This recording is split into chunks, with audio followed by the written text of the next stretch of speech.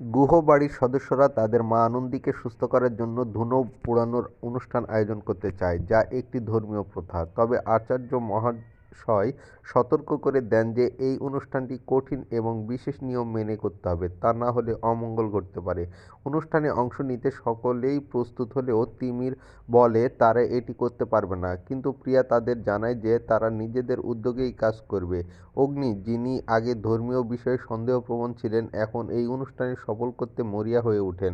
কল্পনা তাকে সাহায্য করে, তার স্বাস্থ্য এবং প্রস্তুতির দিকে খেয়াল রেখে তারা নিজেদের দায়িত্বে এই অনুষ্ঠান আয়োজন করে যাতে মা আনন্দী দ্রুত সুস্থ হন। পরের দিন সকলের দিকে গুহ পরিবারের সদস্যরা তাদের মার সুস্থতার জন্য প্রার্থনা করে এবং আচার্য মহাশয়কে জানান যে তারা নিজ উদ্যোগে অনুষ্ঠানটি করবে। এই ঘটনার মাধ্যমে পারিবারিক বন্ধন, আধ্যাত্মিক বিশ্বাস এবং একে অপরের প্রতি ভালোবাসা প্রকাশ পায়।